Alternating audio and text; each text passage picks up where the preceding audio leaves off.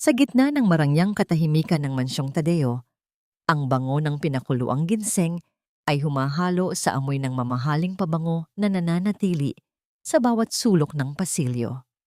Ang bawat hakbang ni Trina sa ibabaw ng makapal na alpombra ay tila isang ritual ng debosyon sa kabila ng matinding pintig sa kanyang sentido na tila libu-libong karayom na tumutusok ng sabay-sabay. Ang kanyang mga kamay na nanginginig dahil sa panghihina ng katawan ay mahigpit na nakakapit sa mainit na tasa ng porselana. Sa isip niya, ang pagod at sakit ay maliit na sakripisyo lamang para sa asawang si Marcelo na sa mga sandaling iyon ay tiyak na pagod din sa pagtatrabaho para sa kinabukasan ng kanilang pamilya. Huminto siya sa tapat ng pintuan ng silid-aklatan. Ang pinto ay bahagyang nakabukas, sapat na upang makalusot ang isang manipis na sinag ng liwanag. Itataas na sana ni Trina ang kanyang kamay upang kumatok. Ngunit ang mga salitang narinig niya mula sa loob ay tila naging isang malakas na sampal na nagpatigil sa takbo ng kanyang mundo. You don't have to worry, sweetheart. Konting tiis na lang. Ang puting pulbos na yon ay dahan-dahang gumagawa ng trabaho nito sa sistema niya. Hindi siya magtatagal. Ang tinig ni Marcelo ay malambot, punong-puno ng paglalambing, ngunit ang mga salitang binitawan niya ay kasing talim ng isang kutsilyong unti-unting humihiwa sa puso ni Trina. Ang init ng tsaa na hawak niya ay hindi na niya maramdaman.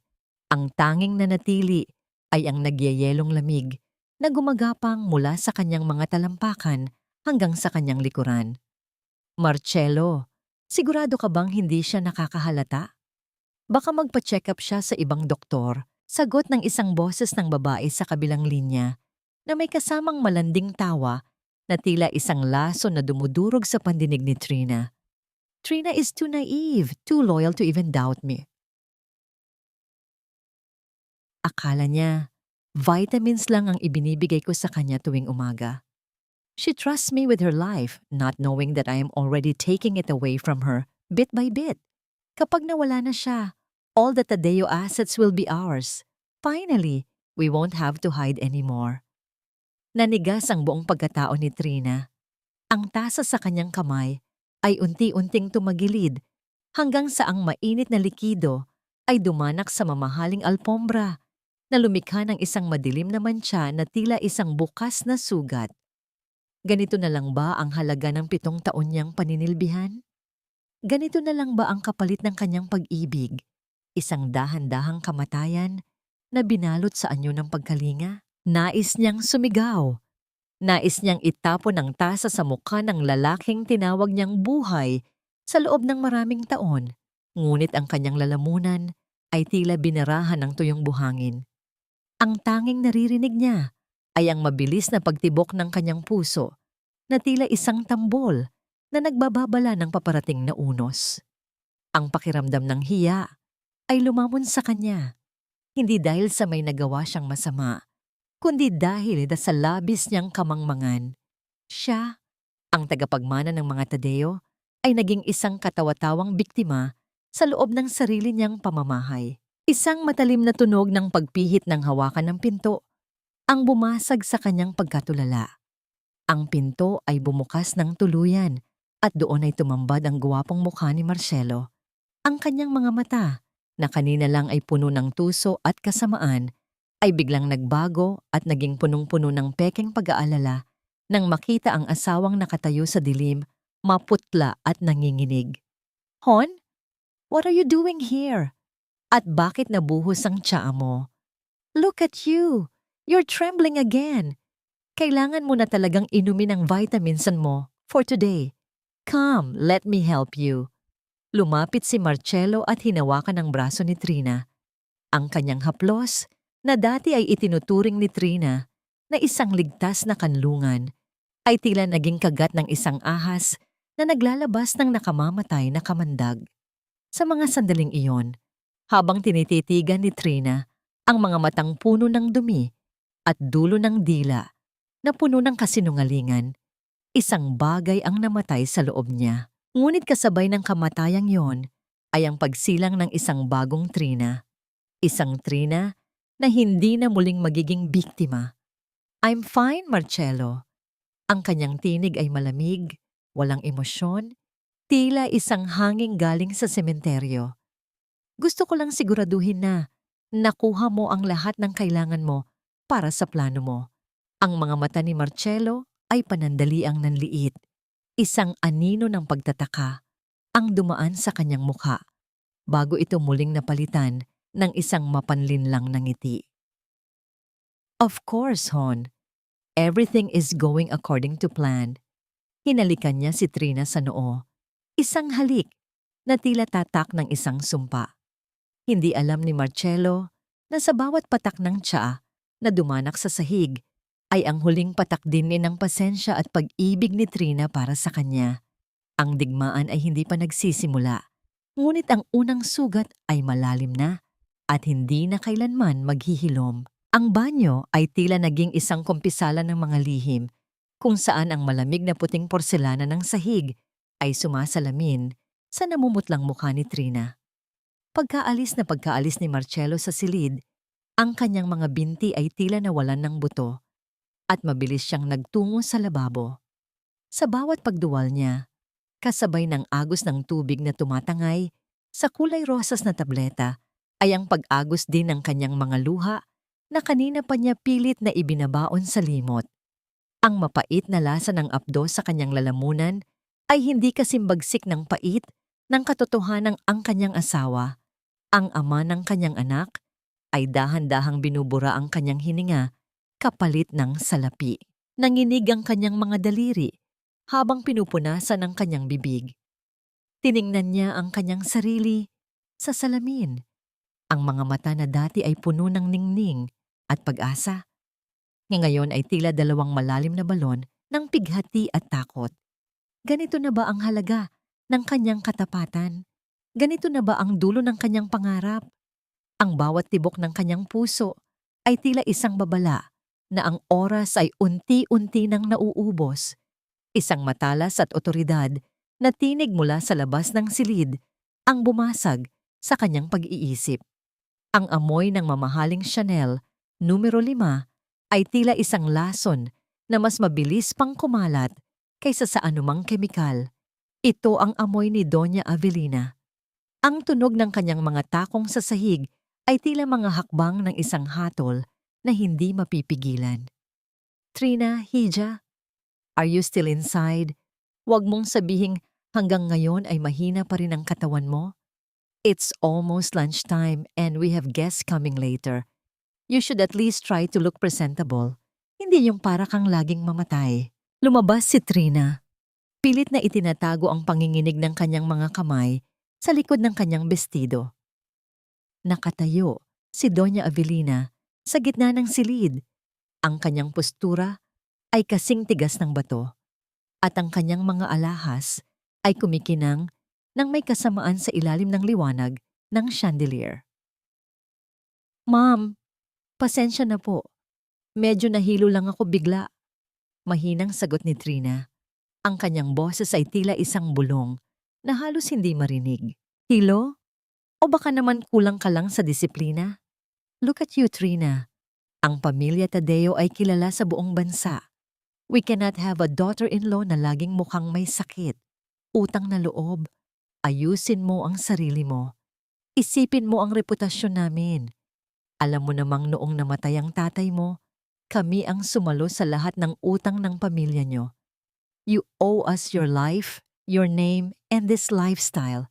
The least you can do is sign these papers for the project expansion so Marcello can handle everything without your distractions. Inilapag ng matanda ang isang makapal na folder sa ibabaw ng mesa. Ang bawat pahina ay tila isang kadena na gustong gumapos sa huling natitirang kalayaan ni Trina. Ang utang na loob na laging ibinabato sa kanya ay tila isang pader na pilit siyang ikinukulong sa dilim. Mommy! Ang pintuan ay bumukas at pumasok ang maliit na si Clara. Ang kanyang mga mata ay nagniningning sa inosenteng kagalakan habang tumatakbo patungo sa kanyang ina. Nang mayakap ni Trina ang kanyang anak, ang init ng maliit na katawan nito ay tila nagbigay sa kanya ng isang dahilan upang hindi muna bumagsak.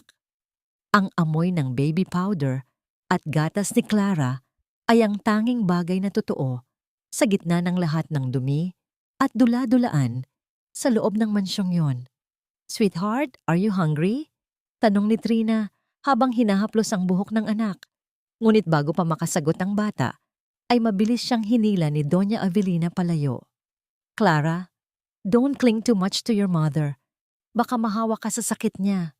Go to your yaya. We are talking about adult matters here." Utos ng matanda. Ang kanyang boses ay walang bakas ng pagmamahal sa sariling apo. Nang maiwan silang muli, ang katahimikan ay tila naging isang mabigat na kumot. Lumapit si Trina sa bintana. Tinitingnan ang sasakyan ni Marcello na kapaparada lang sa tapat ng gate. Nakita niya ang kanyang asawa na lumabas. May dalang isang maliit na buke ng mga bulaklak, isang palamuti para sa kanyang mga kasinungalingan. Ngunit bago pumasok ang lalaki, may isang bagay na nahulog mula sa bulsa ng kanyang Amerikana habang kinukuha niya ang kanyang susi. Isang maliit, kulay rosas na ribon para sa buhok. Ang ribon na yon ay hindi kay Clara. Ang kulay at ang disenyo nito ay para sa isang mas matandang babae. At ang tila kumapit na amoy ng matamis at murang pabango rito ay abot hanggang sa kinaroroonan ni Trina. Ang puso ni Trina ay tila piniga ng isang higanteng kamay. Hindi lang ang kanyang buhay ang kinukuha nila, may ibang tao na silang inihanda upang pumalit sa kanyang pwesto, sa kanyang higaan, at marahil sa puso ng kanyang anak. Tiningnan ni Trina ang folder na nasa mesa at pagkatapos ay ang asawang papasok na ng pinto na may suot na mapanlinlang ng ngiti. Ang hiya na kanina ay nagpapatikom sa kanyang bibig ay unti-unti nang napapalitan ng isang malamig na determinasyon. "I will sign it, Mom," sabi ni Trina. Ang kanyang mga mata ay nakapako sa ribbon na nasa sahig sa labas. "But not now. I want to do it in front of everyone during the inauguration next month. Gusto kong makita ng lahat kung gaano ako nagpapasalamat sa inyong dalawa." Tumalikod si Trina. Iniwan ang biyenan na may pagtataka sa mga mata. Sa bawat hakbang niya palayo, ang bawat sakit sa kanyang katawan ay tila nagiging lakas. Ngunit sa ilalim ng kanyang tapang, isang tanong ang patuloy na nagpapahirap sa kanyang kaluluwa. Hanggang saan kaya ang kayang gawin ng taong minahal mo para lang makita kang tuluyang mawala? Ang amoy ng antiseptic sa loob ng puting silid ng ospital ay kasing lamig ng katotohanang pilit na tinatakasan ni Trina. Sa bawat paghinga niya, tila may mga bubog na bumabara sa kanyang dibdib, isang paalala na ang bawat segundo ng kanyang buhay ay unti-unting ninanakaw ng taong pinaka-inaasahan niyang magtatanggol sa kanya.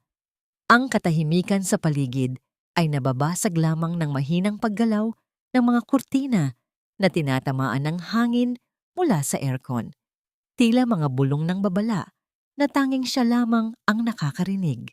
Sa isang sulok ng pribadong klinika, nakatayo ang isang lalaking may tindig na kasing tatag ng isang puno ng nara. Si Renato Santiago ay hindi nagbago. Ang kanyang mga mata ay nagtataglay pa rin ng talino at malasakit na matagal nang hindi nararamdaman ni Trina sa loob ng mansyong Tadeo. Inilapag ni Renato ang isang manipis na piraso ng papel sa ibabaw ng lamesa, isang dokumentong magsisilbing hatol sa huling hibla ng pag-asa ni Trina. "Trina, I had the sample analyzed in a private lab outside Manila. Walang record ito sa kahit saang hospital na kontrolado ng mga Tadeo." Ang boses ni Renato ay mababa, puno ng pag-iingat na tila ayaw niyang masaktan ang babaeng nasa harap niya. "It's a neurotoxin, Trina. It's a slow-acting poison designed to mimic the symptoms of a degenerative brain disease. Kapag tinuloy-tuloy ang pag-inom nito, your organs will eventually shut down and it will look like a natural cause. Walang autopsy na makakakita nito unless they look for this specific compound." Ang mga salitang iyon ay tila mga martilyong dumudurog sa natitirang piraso ng puso ni Trina. Ang kanyang mga kamay ay nagsimulang manginig ng hindi kontrolado at ang lamig na kanina pa niya nararamdaman ay tila naging isang yelo na bumabalot sa kanyang buong pagkatao. Napatingin siya sa kawalan. Inaalala ang bawat umagang masayang iniaabot sa kanya ni Marcello, ang baso ng tubig at ang kulay rosas na tableta. Ang bawat halik nito sa kanyang noo habang sinasabing, "I want you to get better, Hon." Ganito na lang ba ang halaga ko, Renato? Ang bulong ni Trina ay tila isang nanginginig na tinig ng isang batang naliligaw sa dilim. Is my life just a transaction to them? Hindi nagatubili si Renato. Lumapit siya at marahang hinawakan ang mga kamay ni Trina. Ang init ng kanyang palad ay tila isang kislap ng liwanag sa gitna ng nagyayelong mundo ni Trina. Sa loob ng maraming taon, ang tanging haplos na natatanggap ni Trina ay ang mga haplos ni Marcello. Mga haplos na maingat, planado, at laging may kapalit. Ngunit ang hawak ni Renato ay iba. Ito ay isang hawak na walang hinihinging ugnayan, isang hawak na nagsasabing, "Andito ako, hindi ka mag-iisa." "Don't let them win, Trina," ang sabi ni Renato habang nakatingin ng diretso sa kanyang mga mata.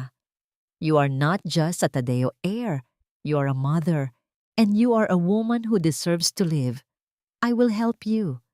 We will gather every evidence, bawat sentavo na kinuha nila. We will get it back. Just trust me like you did before."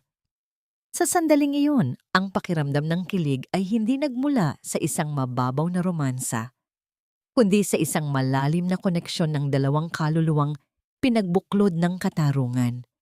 Ang bawat luhang pumatak mula sa mga mata ni Trina ay hindi na luha ng panghihina, kundi luha ng pagpapaalam sa kanyang lumang sarili.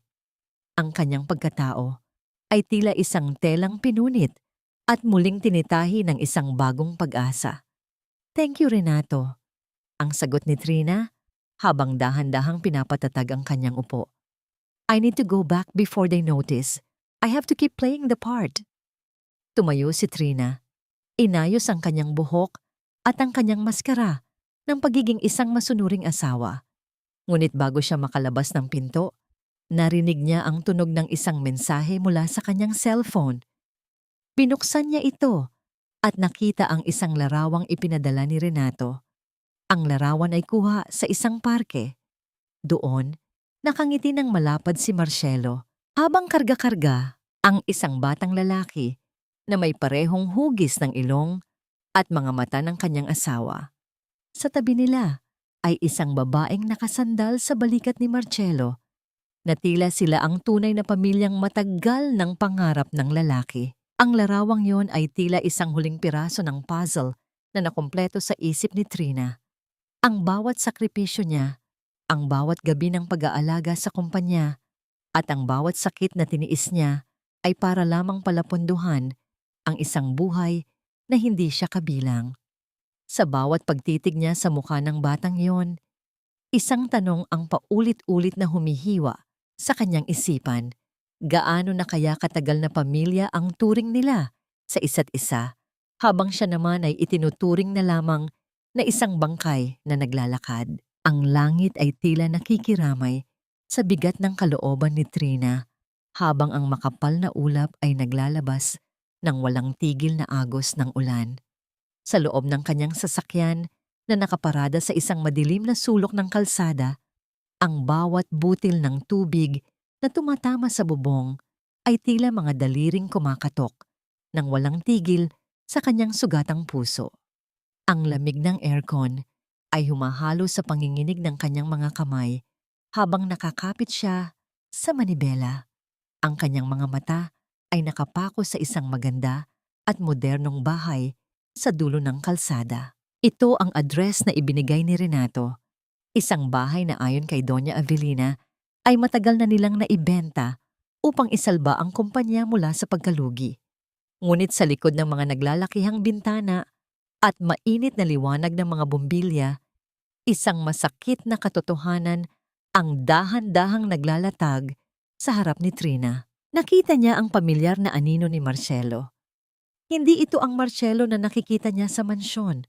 Ang asawang laging pagod, laging nagmamadali, at laging may dalang pekeng pag-aalala. Ang Marcelo na nasa loob ng bahay na yon ay nakasuot ng simpleng kamiseta, nakaluhod sa sahig, habang nakikipaglaro sa isang batang lalaki. Ang bawat pagbuka ng bibig ni Marcelo sa isang masayang halakhak ay tila isang matulis na tinik na nabaon sa lalamunan ni Trina. Ang kagalakang iyon, ang kalayaang iyon, ay binili gamit ang kanyang sariling pawis, dugo, at ang unti-unting pagkawala ng kanyang kalusugan. Isang babae ang lumabas mula sa kusina. May dalang tray ng pagkain. Ito si Liza. Hindi siya ang sopistikadang babaeng madalas makasalamuha ni Trina sa mga charity ball. Siya ay mukhang bata, simple, ngunit may taglay na ningning sa mga mata na matagal nang ninakaw mula kay Trina. Sa bawat haplos ni Liza sa balikat ni Marcelo, nararamdaman ni Trina ang pag-ikot ng kanyang sikmura. Hindi ito dahil sa selos, kundi dahil sa matinding pagkasuklam sa kawalang hiyaan ng mga taong itinuring niyang pamilya. Isang matalas na liwanag ang tumama sa leeg ni Liza nang lumingon ito patungo sa bintana. Ang puso ni Trina ay tila tumigil sa pagtibok. Sa leeg ng babaeng iyon ay kumikinang ang isang kwintas na gawa sa mga bihirang perlas, ang huling pamana ng ina ni Trina bago ito pumanaw. Naalala pa ni Trina nang sabihin ni Marcelo na dinala niya ito sa alahero upang linisin at ayusin ang lock. Ngunit ang totoo ay isinuot niya ito sa kanyang kabit bilang simbolo ng kanyang tagumpay sa panloloko. So this is where my life goes. Ang bulong ni Trina sa sarili. Ang kanyang tinig ay nanginginig sa gitna ng katahimikan ng sasakyan. Ang bawat gamot na ipinapainom nila sa akin, ang bawat pirma na kinuha nila, lahat ng yun ay para lang mapanatili ang paraisong ito para sa kanila. Hindi siya bumaba ng sasakyan, hindi siya sumigaw. Alam niyang ang galit na walang plano ay isang pagkatalo. Sa halip, kinuha niya ang kanyang cellphone at dahan-dahang kinuha ang mga video at larawan ng masayang pamilya sa loob. Ang bawat click ng shutter sa screen ay tila isang hakbang patungo sa kanyang paglaya. Ang kanyang mga luha ay pumatak na, hindi dahil sa awa sa sarili, kundi bilang paghuhugas sa huling bakas ng pag-ibig na nananatili sa kanyang sistema. Nang bumalik siya sa mansyong Tadeo, ang kadiliman sa loob ng bahay ay tila mas lalong naging mapanganib. Ang amoy ng insenso na madalas ipasindi ni Doña Avelina ay tila amoy ng isang burol. Dahan-dahang umakyat si Trina sa hagdan. Iniingatan ang bawat hakbang upang hindi lumikha ng anumang ingay sa ibabaw ng makintab na kahoy. Ngunit nang marating niya ang tapat ng kanyang silid, nakita niyang bahagyang nakabukas ang pinto. Isang anino ang gumagalaw sa loob sa ilalim ng malamlam na liwanag ng lampara. Sa pamamagitan ng maliit na puwang, nakita ni Trina si Doña Avelina. Ang matanda ay nakaluhod sa harap ng kanyang maliit na ketsat. Ang mga daliri nito ay mabilis na naghahalukay sa mga dokumento at alahas na naroon. Ang mukha ng kanyang biyenan ay hindi na ang mukha ng isang relihiyosang ina na laging may hawak na rosaryo. Ito ay mukha ng isang gutom na lobo na walang kabusugan. Nakita ni Trina ang pagdampot ng matanda sa isang sobrang naglalaman ng kanyang mga personal na titulo ng lupa sa probinsya. Ang mga labi ni Doña Avelina ay gumalaw sa isang nakakatakot na ngisi, tila binibilang na ang halaga ng bawat lupang balak niyang nakawin. Ang hiya na dating nagpapatahimik kay Trina ay tuluyan ng natunaw sa init ng kanyang puot.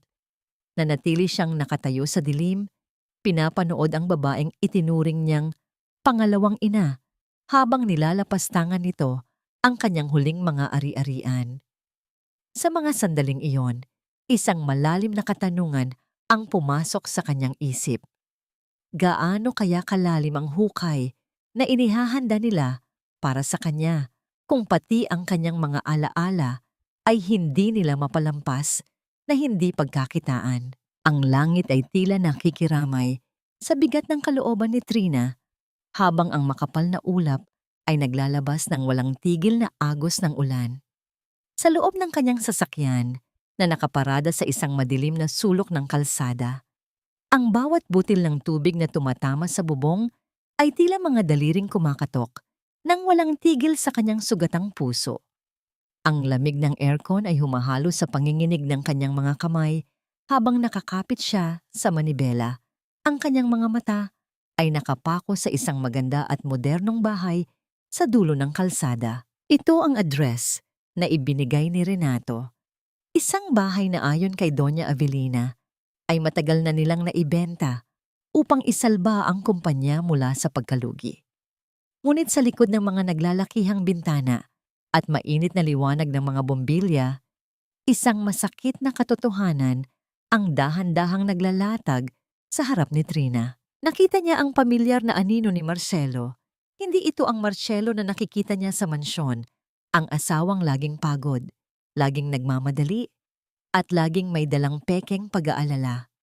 Ang Marcelo na nasa loob ng bahay na yon ay nakasuot ng simpleng kamiseta, nakaluhod sa sahig habang nakikipaglaro sa isang batang lalaki. Ang bawat pagbuka ng bibig ni Marcelo sa isang masayang halakhak ay tila isang matulis na tinik na nabaon sa lalamunan ni Trina. Ang kagalakang iyon, ang kalayaang iyon, ay binili gamit ang kanyang sariling pawis, dugo, at ang unti-unting pagkawala ng kanyang kalusugan. Isang babae ang lumabas mula sa kusina, may dalang tray ng pagkain. Ito si Liza. Hindi siya ang sopistikadang babaeng madalas makasalamuhan ni Trina sa mga charity ball. Siya ay mukhang bata, simple, ngunit may taglay na ningning sa mga mata na matagal nang ninakaw mula kay Trina. Sa bawat haplos ni Liza sa balikat ni Marcelo, nararamdaman ni Trina ang pag-ikot ng kanyang sikmura.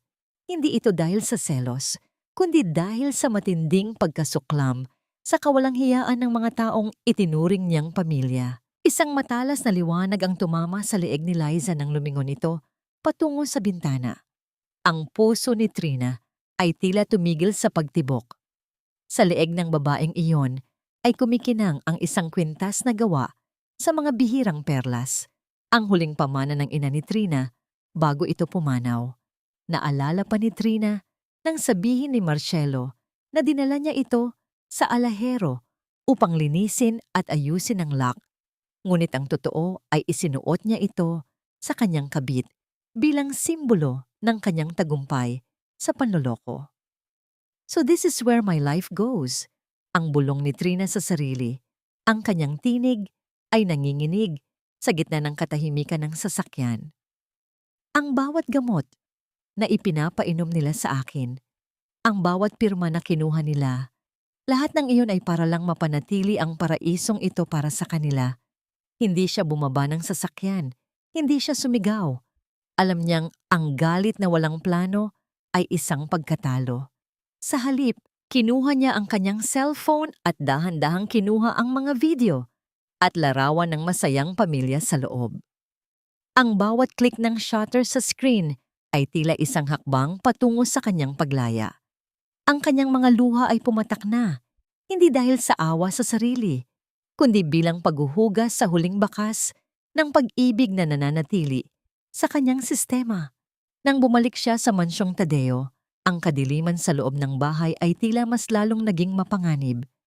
Ang amoy ng insenso na madalas ipasindi ni Doña Avelina ay tila amoy ng isang burol.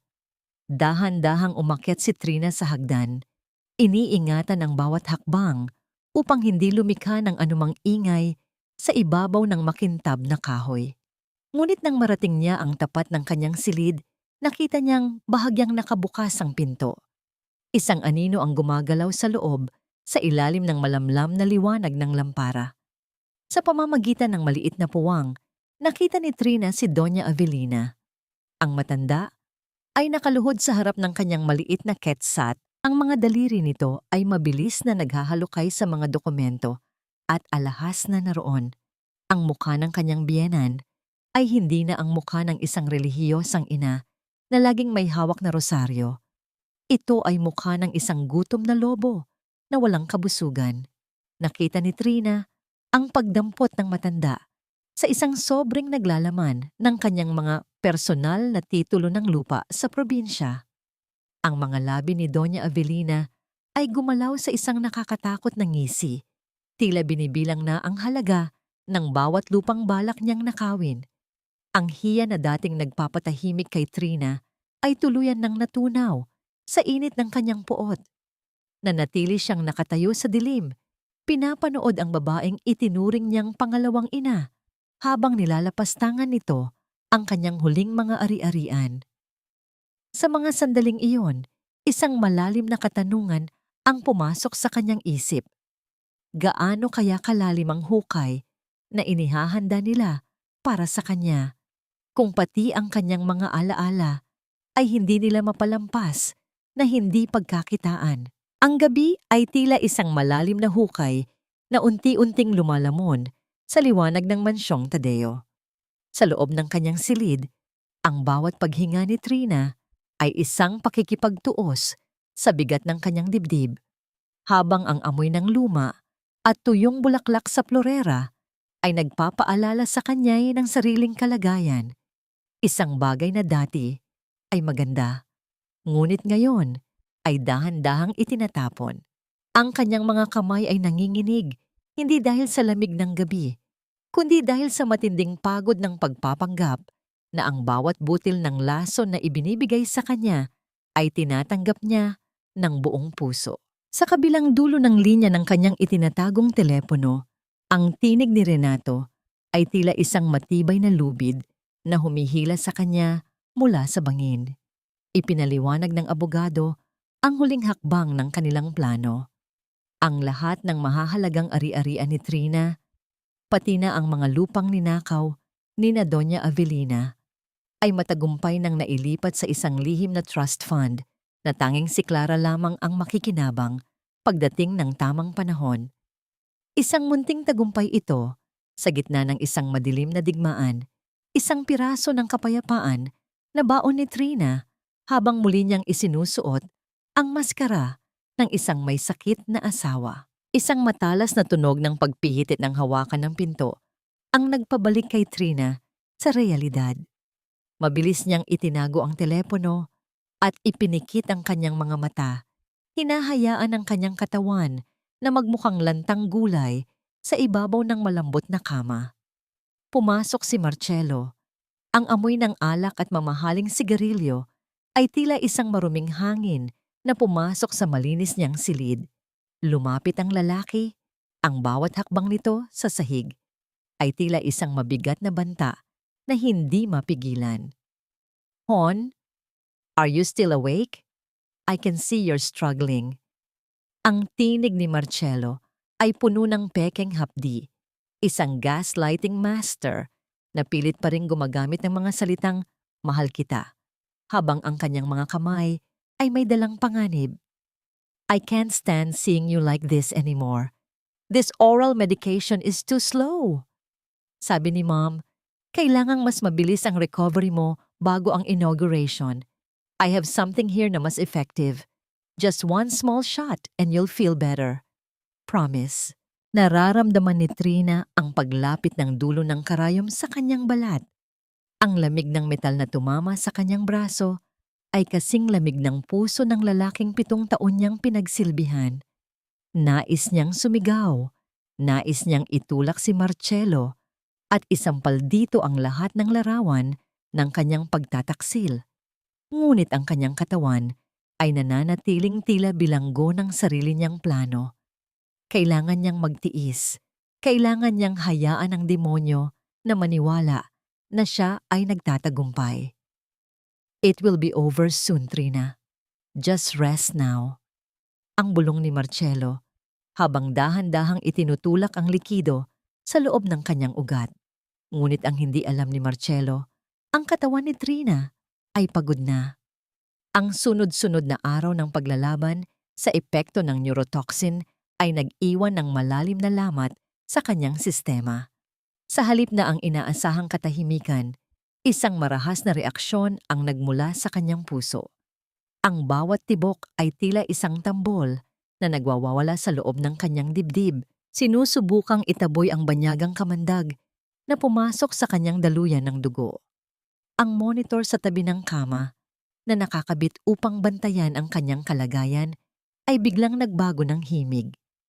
Mula sa isang mabagal at payapang tunog, ito ay naging isang mahaba, matinis, at nakakangilong huni na tila isang hiyaw ng babala na ayaw tumigil. Ang mga linyang berde sa screen ay naging tuwid. Isang simbolo ng buhay na tila dahan-dahan ng pinuputol. Ang paningin ni Trina ay nagsimulang lumabo. Ang mukha ni Marcello, na kanina ay puno ng tuso, ngayon ay tila isang madilim na aninong unti-unting nawawala sa gitna ng puting liwanag. Ang pakiramdam ng pagkalunod sa sariling hininga ay lumamon sa kanyang buong pagkatao. Sa huling sandali ng kanyang malay, isang tanong ang tila sumagi sa kanyang isipan, kasing pait ng lasa ng kamatayan. Ganito na lang ba talaga ang dulo ng kanyang laban? Ang mawalan ng hininga sa kamay ng lalaking pinagkatiwalaan niya ng kanyang buhay? Bago pa man sumapit ang araw ng kanyang paniningil, ang paligid ay nababalot ng isang nakakasilaw na puting liwanag na tila walang hangganan, habang ang amoy ng amonya at malakas na disinfektante ay pilit na humahalo sa bawat paghinto ng kanyang hininga. Sa pagitan ng buhay at kamatayan, ang kaluluwa ni Trina ay tila isang dahon na tinatangay ng hangin sa gitna ng isang masukal na kagubatan. Ngunit sa gitna ng kadilimang unti-unting lumalamon sa kanya, isang pamilyar na boses ang narinig niya. Isang tinig na hindi nagmumula sa kanyang mga pangarap, kundi sa isang taong laging nakatayo sa kanyang likuran. Sa labas ng silid ng emergency room, ang eksena ay tila isang bahagi ng isang teleserye na pinagplanuhan ng maigi. Si Marcello ay nakaupo sa sahig ng pasilyo, ang kanyang mukha ay nakabaon sa kanyang mga palad, habang ang kanyang mga balikat ay nanginginig sa isang huwad na pag-iyak. Sa tabi niya, si Doña Avelina ay may hawak na rosaryo. Ang kanyang mga labi ay gumagalaw sa isang mabilis na panalangin, habang ang kanyang mga mata ay pasimpleng sumusulyap sa mga reporter na naghihintay sa dulo ng pasilyo. Ang tunog ng mga flash ng kamera na kumukuha ng bawat anggulo ng kanilang pagdadalamhati ay tila mga kidlat na walang kasamang ulan. "You have to be strong, Marcello," ang sabi ng isang reporter habang iniaabot ang isang tissue sa lalaki. "The whole nation is praying for Trina." Tumango si Marcello, ang kanyang mga mata ay mapula dahil sa pilit na pag-iyak, ngunit sa likod ng kanyang panyo, ang kanyang mga labi ay bahagyang kumurba sa isang tagumpay na hindi pa lubos na nakakamit. Ang bawat patak ng kanyang luha ay isang puhunan para sa kanyang bagong buhay kasama si Liza. Ngunit sa loob ng silid, ang tadhana ay may ibang plano.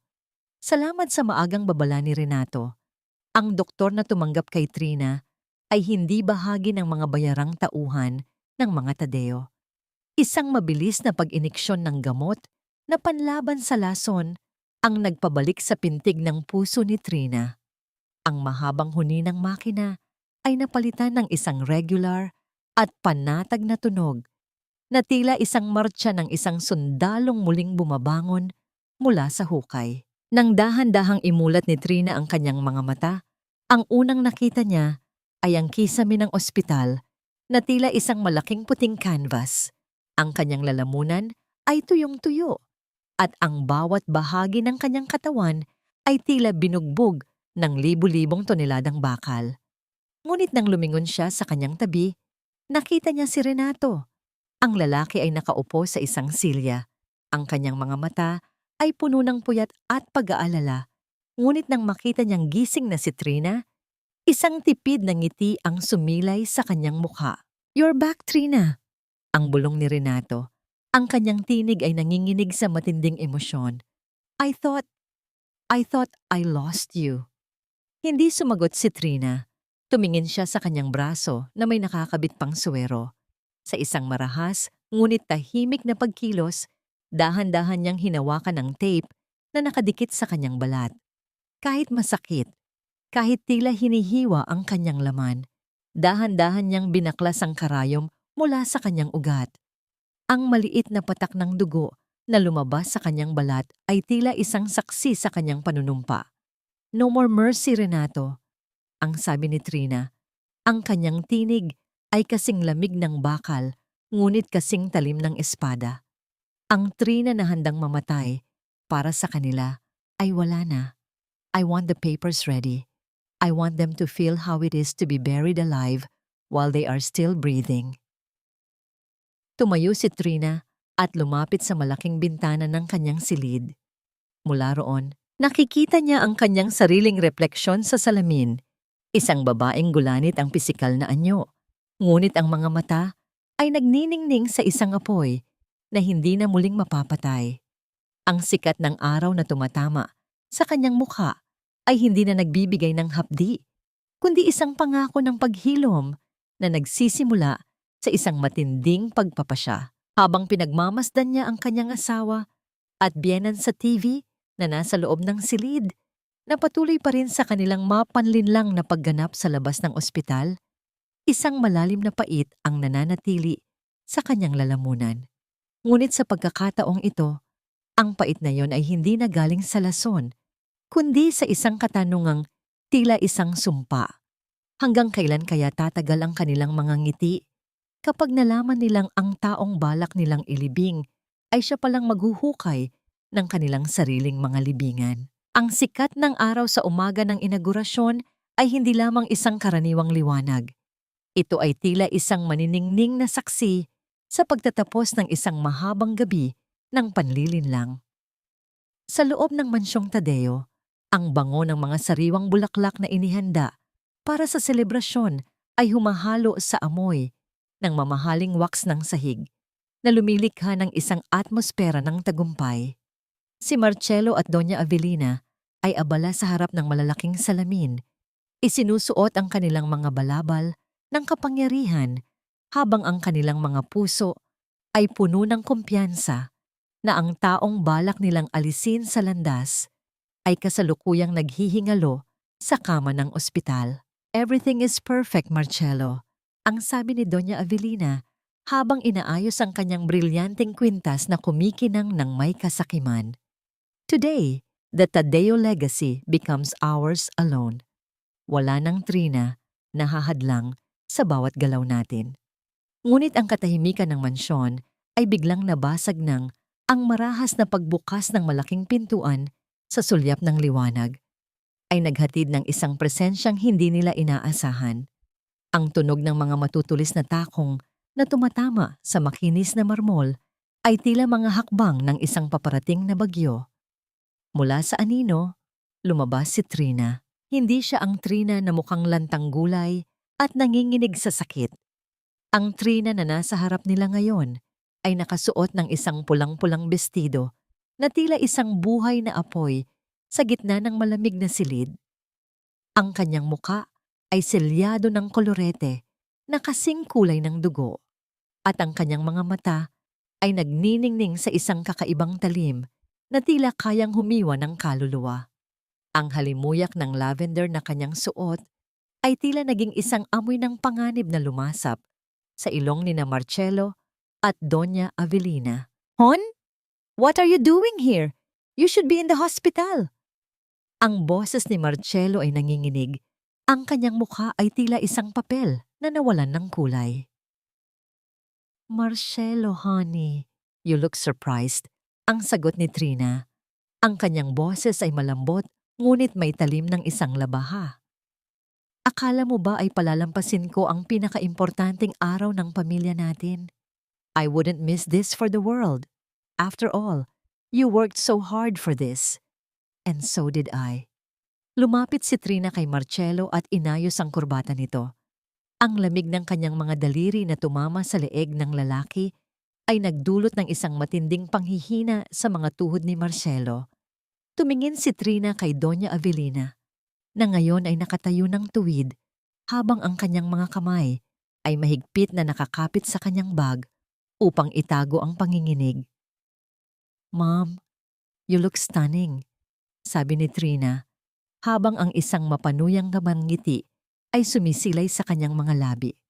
"Don't worry, I am here to fulfill my promise. Pipirmahan ko ang lahat ng kailangan nyo sa harap ng lahat ng bisita natin. Let's go, Marcelo. Ayaw nating paghintayin ang mga taong gustong makita ang ating perpektong pagsasama." Nang makarating sila sa venue, ang grand ballroom ay puno ng mga nagniningning na ilaw at mga taong kabilang sa mataas na lipunan. Ang bawat pagbati at ngiti ng mga panauhin ay tila mga insulto para sa mag-ina, na ngayon ay pilit na itinatago ang kanilang takot sa likod ng maskara ng hiya. Habang naglalakad si Trina sa gitna ng karamihan, ang bawat mata ay nakapako sa kanya, isang babaeng tila muling nabuhay mula sa kabilang mundo. Ngunit bago pa man sila makatuntong sa entablado, isang kaguluhan ang nagmula sa bukana ng ballroom.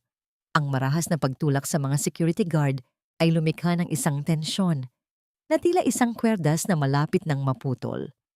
Mula sa dulo ng pasilyo, lumitaw si Liza.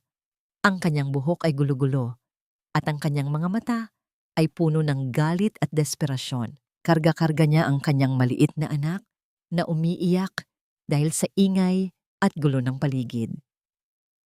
"Marcelo, you liar!" Ang hiyaw ni Liza ay umalingaw-ngaw sa buong ballroom na naging dahilan upang ang lahat ng usapan ay biglang huminto at mapalitan ng isang nakabibinging katahimikan. "Sabi mo ay itatapon mo na ang babaeng yan. Sabi mo ay kami na ang papalit sa kanya. How could you bring her here while my son and I are hiding in the dark?" Napako ang paningin ng lahat kay Marcelo, na ngayon ay tila isang basang sisiw sa gitna ng entablado. Ang bawat flash ng kamera na tumama sa kanyang mukha ay tila mga latigo na humahampas sa kanyang dangal. Tumingin si Marcelo kay Trina, humihingi ng saklolo, ngunit ang nakita niya lamang ay ang mga mata ng kanyang asawa na kasing lamig ng semento. Isang matinding pait ang gumapang sa lalamunan ni Marcelo habang tinititigan ng kanyang asawa, ang kanyang ina, at ang kanyang kabit sa iisang silid. Ngunit ang mas nakakatakot na tanong na tila isang laso na dahan-dahang kumakalat sa kanyang isipan ay ito. Paano nalaman ni Liza ang eksaktong oras at lugar na ito? At bakit tila masayang pinapanood ni Trina ang pagguho ng kanyang buong mundo? Sa gitna ng kaguluhang, tila isang daluyong na walang hangganan, ang bawat sulok ng marangyang ballroom ay nababalot ng isang matinding tensyon. Ang bawat flash ng kamera na tumatama sa mukha ni Marcelo ay tila mga kidlat na naglalantad sa kanyang bawat kasalanan, habang ang mga bulungan ng mga panauhin ay nagiging isang malakas na ugong na tila libo-libong bubuyog na handang sumugod. Si Liza ay patuloy sa kanyang marahas na pagsigaw. Ang kanyang mga kamay ay nanginginig, habang itinuturo ang lalaking nangako sa kanya ng isang paraiso na gawa lamang pala sa kasinungalingan. Sa gitna ng entablado, nananatiling kalmado si Trina. Ang kanyang pulang bestido ay nagniningning sa ilalim ng mga dambuhalang chandelier, na tila isang simbolo ng kanyang muling pagsilang mula sa mga abo. Dahan-dahan siyang lumapit sa podium. Isang mahinang tunog ng pag-agos ng kuryente ang dumaan sa mga speaker nang hawakan niya ang mikropono, na naging hudyat ng biglaang katahimikan ng buong silid. "Ladies and gentlemen, pasensya na sa munting drama na nasasaksihan nyo." Ang tinig ni Trina ay malambot, ngunit may kapangyarihang nagpatahimik kahit sa pinakamalakas na bulong-bulungan. Pero dahil nandito na rin lang tayo sa inaugurasyon ng pinakamalaking proyekto ng mga Tadeo, naisip ko na mas magandang ipakita sa inyo ang tunay na pundasyon ng tagumpay na ito. Sa isang mabilis na pagkilos ng kanyang daliri sa remote control na hawak niya, ang malaking screen sa likod ng entablado ay nabuhay. Ngunit hindi ang plano ng gusali ang lumabas. Ang bumungad sa lahat ay ang malinaw na larawan ng mga resibo ng pagbili ng mga neurotoxin. Ang video ni Marcelo na maingat na naglalagay ng puting pulbos sa pagkain ni Trina at ang mga bank transfer mula sa kumpanya patungo sa isang lihim na account na ginamit sa pagbili ng bahay ni Liza. Isang kolektibong buntong hininga ng pagkabigla ang umalingaw-ngaw sa buong ballroom. Si Marcelo ay tila isang rebulto na dahan-dahang nagigiba. Ang kanyang pawis ay tumatulo mula sa kanyang sentido, humahalo sa amoy ng kanyang mamahaling pabango na ngayon ay tila amoy ng takot. Sa tabi niya, si Doña Avelina ay napakapit sa gilid ng mesa. Ang kanyang mukha ay kasing puti ng kanyang mga perlas. At ang bawat hininga niya ay tila isang hirap na paghikbi. "Trina, what are you doing? Stop this madness!" Ang bulong ni Marcelo, ang kanyang boses ay tila isang basag na plaka na hindi na mapatugtog. "Madness, Marcelo?" Ang sagot ni Trina habang tinititigan ang lalaki ng diretso sa mga mata. "Ang totoong madness ay ang isipin mong maaari mong ubusin ang buhay ko habang nakangiti ka sa harap ng dambana. Ang madness ay ang paniwalaan ni na Mami na ang utang na loob ko sa inyo ay sapat na para maging piring sa aking mga mata." Hinarap ni Trina ang mga panauhin at ang mga mamamahayag na ngayon ay tila mga gutom na lobo na nakatuon sa mag-ina. The Tadeo Project is not built on innovation. It is built on blood, betrayal, and the greed of a family who thought they were untouchable. I am not signing any papers today, except for my petition for annulment and the criminal charges against these two. Ang bawat salita ni Trina ay tila isang malakas na sampal sa dangal ng mga Tadeo. Sa gitna ng nakabibinging katahimikan, dahan-dahang itinaas ni Trina ang kanyang kamay. Inalis niya ang kanyang singsing sa kasal, ang gintong sumisimbolo sa 7 taon ng pagtitiis at panlilinlang. Sa isang marahang pagkilos, hinayaan niyang mahulog ang singsing sa loob ng isang baso ng champagne sa ibabaw ng mesa. Ang tunog ng paglubog ng metal sa likido ay tila isang pinal na hudyat ng kamatayan ng kanilang pagsasama. Isang matalas na sulyap ang ibinigay ni Doña Avelina kay Trina. Ang kanyang mga mata ay puno ng puot at pait. "You will regret this, Trina. Hindi mo alam kung sino ang kinalaban mo. We made you. You are nothing without us."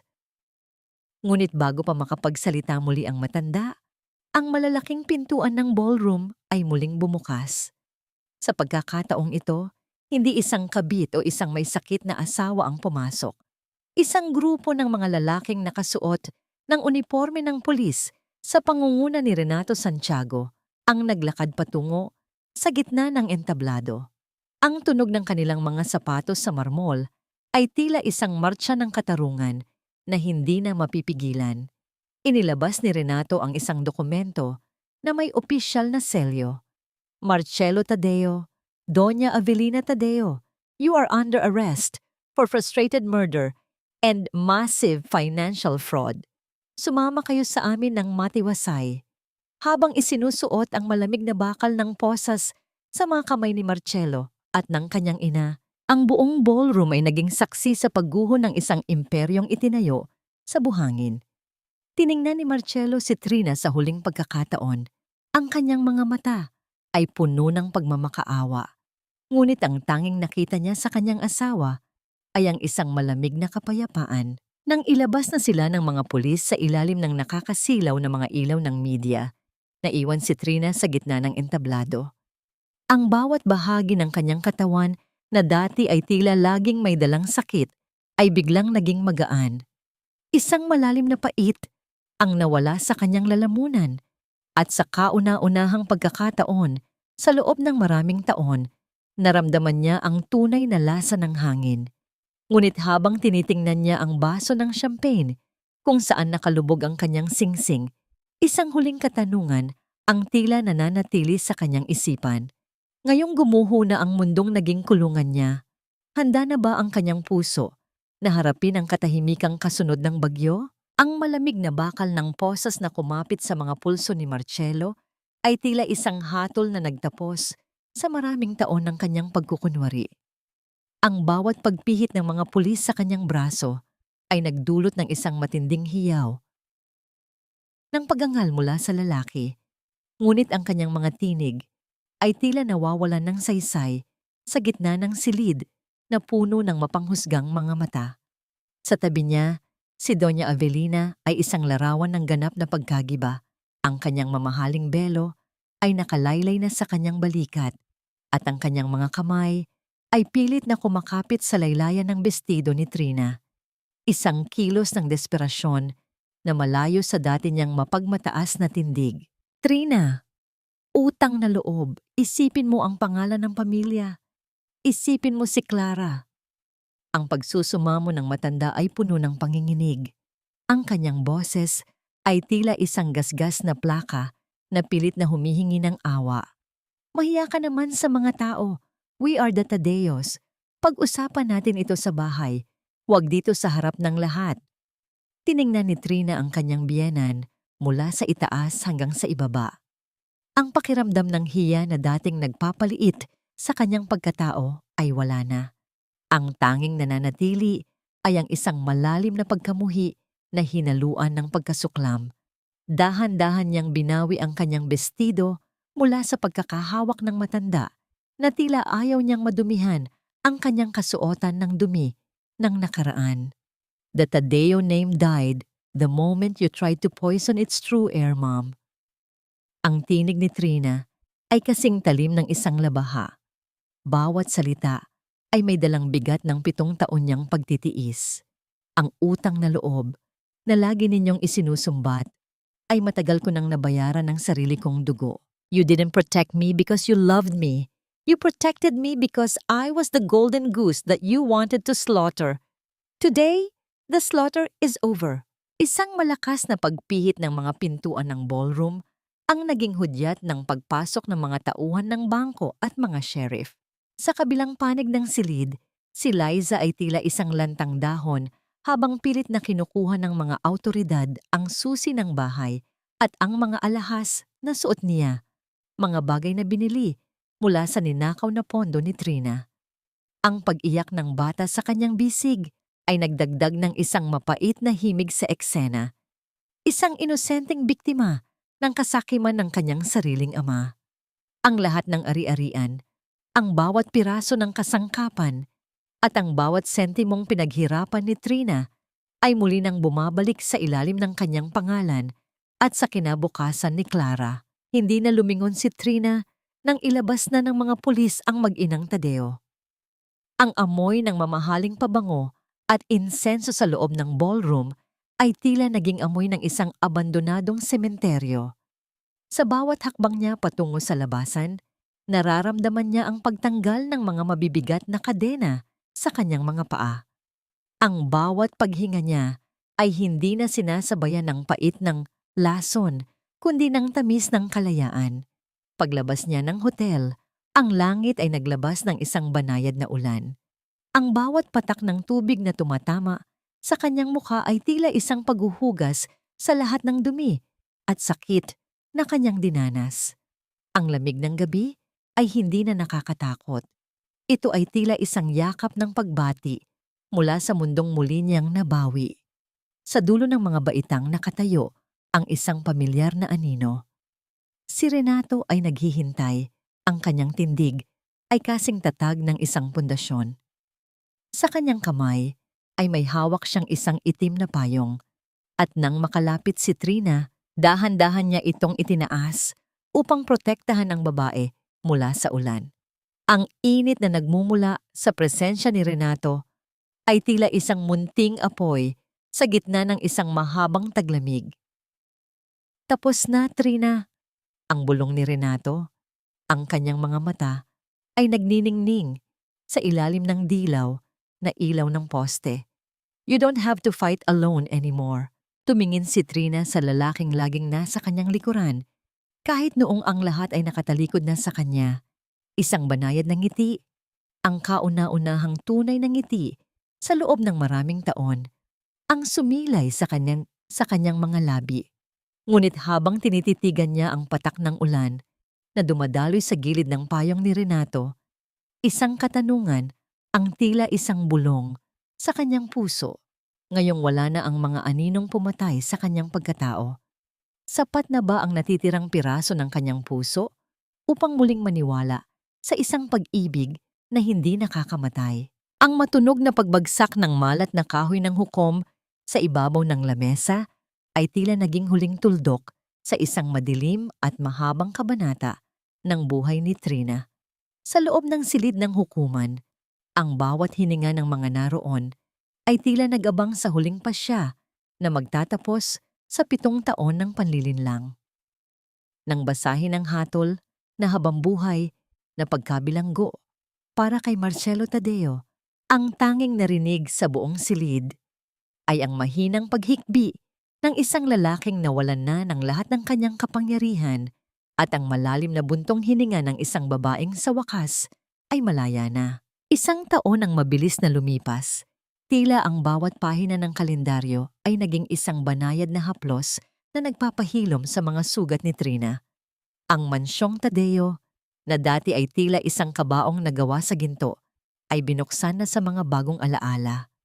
Ang amoy ng antiseptic at insenso ay tuluyan ng pinalitan ng bango ng mga sariwang sampagita at ang amoy ng bagong lutong tinapay mula sa kusina.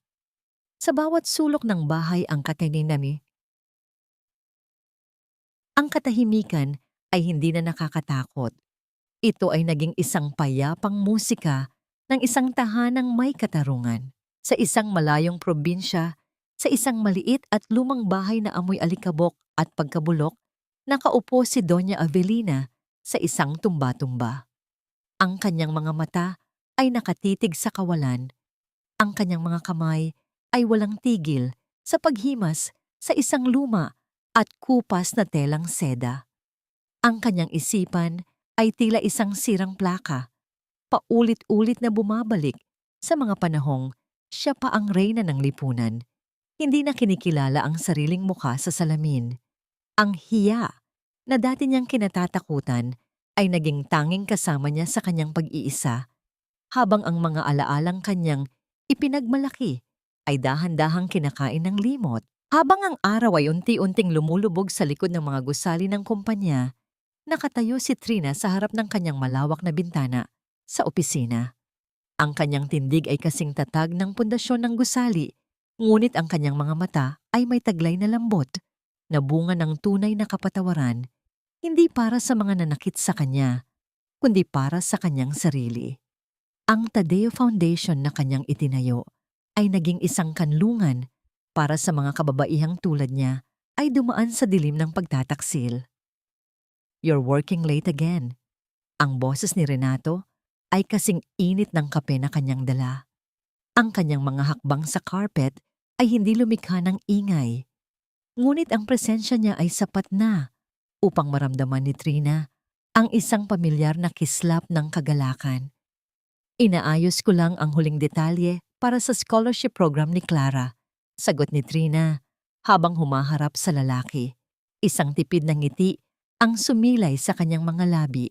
Isang nga ang ngiti na hindi na kailangang magtago sa likod ng kolorete. "I want her to grow up knowing that her name is not a burden, but a tool to help others." Ipinatong ni Renato ang tasa sa lamesa at dahan-dahang lumapit kay Trina. Ang distansya sa pagitan nila ay tila naging isang tulay na binuo ng maraming buwan ng katapatan at tahimik na pagsuporta. Ang bawat tingin ni Renato ay tila isang pangako na walang halong lason, isang pag-ibig na handang maghintay hanggang sa maging buo muli ang lahat ng piraso. "Trina, the case is officially closed. The assets are fully restored and Clara is happy." Ang bulong ni Renato, habang ang kanyang kamay ay nananatiling nasa gilid, naghihintay ng hudyat kung maaari ba siyang lumapit pa. "But what about you? Is there still room in that heart for something? For someone new?" Tumingin si Trina sa labas, kung saan ang mga ilaw ng lungsod ay tila mga bituin na bumagsak sa lupa. Ang lamig ng gabi ay humahaplos sa kanyang balat, ngunit sa pagkakataong ito, hindi na siya nanginginig. Nararamdaman niya ang bilis ng pintig ng kanyang puso, hindi dahil sa takot, kundi dahil sa isang pakiramdam na matagal na niyang kinalimutan. Ang kilig na nagmumula sa isang tunay at tapat na koneksyon. Dahan-dahang inabot ni Trina ang kamay ni Renato. Ang pagdampi ng kanilang mga balat ay tila isang huling hakbang patungo sa liwanag.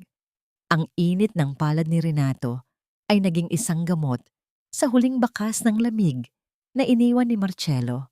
Ngunit habang tinititigan niya ang lalaking naging angkla niya sa gitna ng bagyo, isang katanungan ang tila nananatili sa hangin, kasing tamis ng amoy ng ulan sa tuyong lupa.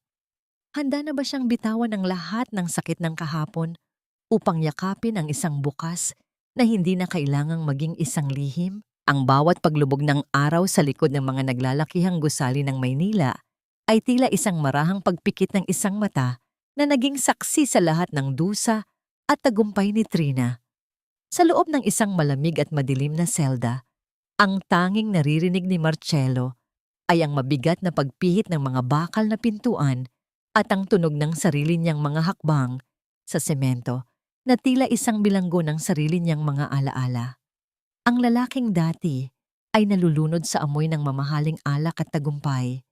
Ngayon ay tila isang aninong unti-unting nabubura sa gitna ng 4 na sulok ng rehas.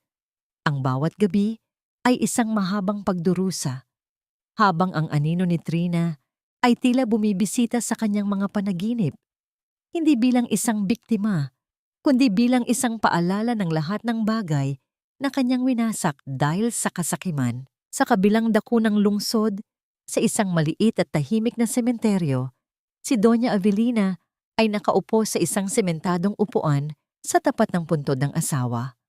Ang kanyang mga kamay, na dati ay puno ng brilyante, ay nanginginig na ngayon habang hinahawakan ng isang pirasong tuyong tinapay.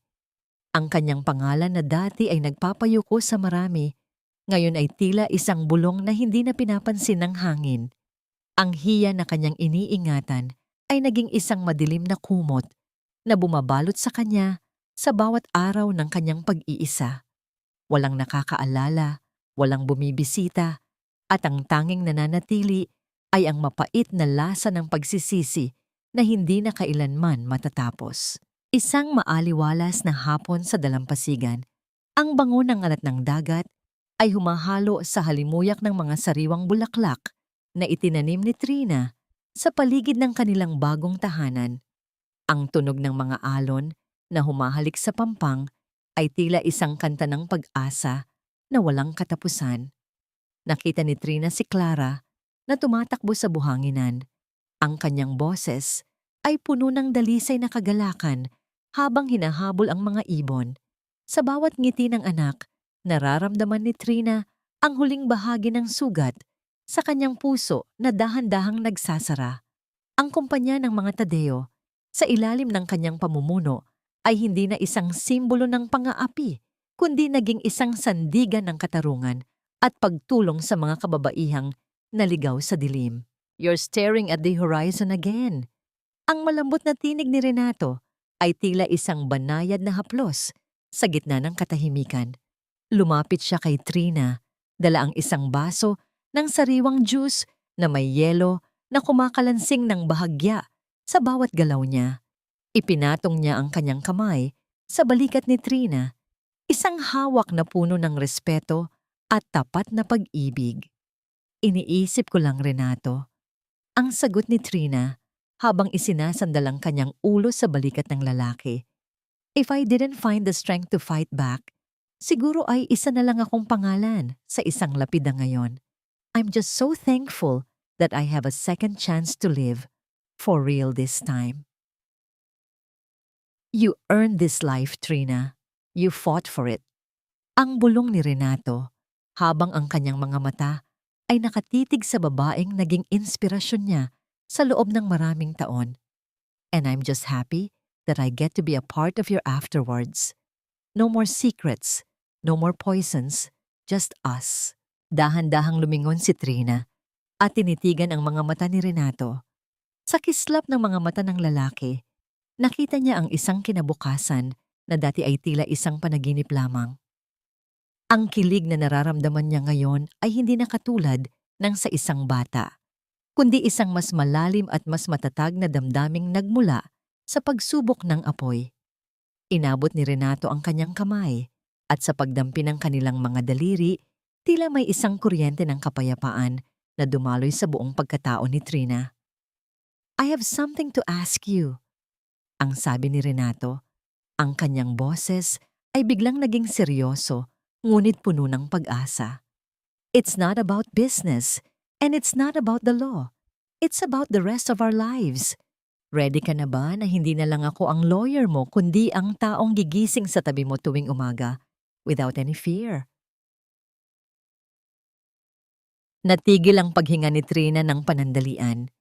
Ang tibok ng kanyang puso ay naging isang mabilis na martsa ng kagalakan at kaba.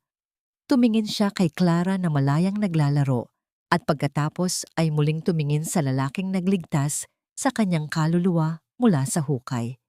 Isang mainit na luha ng kaligayahan ang dahan-dahang dumanas sa kanyang pisngi. Ang sikat ng araw ay unti-unti nang naglalaho, ngunit para kay Trina, ang tunay na liwanag ay kasisimula pa lamang sumikat. Habang dahan-dahang nilalapit ni Renato ang kanyang mukha sa kanya, isang huling katanungan ang tila naglalakbay sa hangin, kasing tamis ng amoy ng laya.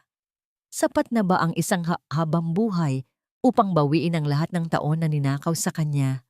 O sapat na ang kasalukuyang sandali upang sabihin sa wakas, siya ay ganap na ng magaling? Ang dahan-dahang pagpikit ng mga pahina ng kasaysayan ng mga Tadeo ay tila isang banayad na hininga ng gabi, kung saan ang bawat lamat at sugat ay unti-unti nang binabalot ng malambot na lumot ng panahon. Sa loob ng madilim na pasilyo ng pambansang bilangguan, ang amoy ng luma at kinakalawang na bakal ay humahalo sa amoy ng pawis at kawalan ng pag-asa. Si Marcelo na dati ay laging nakasuot ng plansadong Amerikana, ngayon ay nakaupo sa isang sulok ng semento, ang kanyang mga kamay ay puno ng kalyo at ang kanyang buhok ay tila naging kasing puti na ng mga pader na nagkukulong sa kanya. Wala ng mga flash ng kamera, wala ng mga palakpak. Ang tanging naririnig niya ay ang dahan-dahang pagpatak ng tubig mula sa gripo na tila binibilang ang bawat segundong ninakaw niya sa buhay ni Trina. Ang bawat paglunok niya ay may lasang pagsisisi, isang pait na hindi na kayang pawiin ng anumang alak. Sa isang malayong baryo sa probinsya, sa isang maliit na dampa na tila babagsak na sa bawat ihip ng hangin, nakaupo si Doña Avelina. Ang kanyang mga mata ay nananatiling nakapako sa isang lumang salamin na may lamat, pilit na hinahanap ang reynang dati ay iginagalang ng lahat. Ang kanyang mga labi ay walang tigil sa pagbulong ng mga pangalan ng mga taong matagal na siyang kinalimutan. Ang dating marangyang seda ay napalitan ng magaspang na katsa at ang bawat pagkalam ng kanyang sikmura ay isang paalala ng kanyang kasakiman. Ang hiya na dati niyang ginamit laban kay Trina ay naging isang malaking pader na naghihiwalay sa kanya sa mundo. Siya ay isang buhay na bangkay, pinarurusahan ng sarili niyang mga alaala sa gitna ng nakabibinging katahimikan ng bukid. Ngunit sa dalampasigan ng Batangas, ang sikat ng araw ay tila isang gintong kumot na yumayakap sa bawat nilalang. Ang bango ng sampagita at ang alat ng dagat ay nagbibigay ng isang kakaibang sigla sa hangin. Sa harap ng isang puting bahay na puno ng mga bintanang salamin, nakatayo si Trina. Ang kanyang tindig ay kasing tatag ng mga batong hindi natitinag ng alon. Sa kanyang tabi, ang 10 taong gulang na si Clara ay tumatakbo patungo sa kanya. Ang buhok nito ay nilalaro ng hangin habang may daladalang isang magandang kabibe. "Mommy, look, it's perfect, right?" Ang kagalakan sa boses ni Clara ay tila isang himig ng langit na nagpapangiti kay Trina. "Yes, sweetheart, it's perfect. Just like you," sagot ni Trina habang hinahaplos ang pisngi ng anak. Ang init ng balat ni Clara ay tila isang gamot na tuluyan nang nagpawi sa huling bakas ng lamig ng lason sa kanyang sistema. Lumapit si Renato Ang kanyang mga hakbang sa buhanginan ay hindi nagmamadali. Sa kanyang kamay ay may hawak siyang dalawang singsing na gawa sa simpleng pilak. Walang brilyante, walang luho, ngunit puno ng katapatan. Tumingin siya kay Trina. Ang kanyang mga mata ay nagniningning sa ilalim ng dapit hapon, dala ang isang tanong na matagal na niyang itinatago sa kanyang puso. Trina, we've spent years building back what was broken. We fought ghosts, and we won.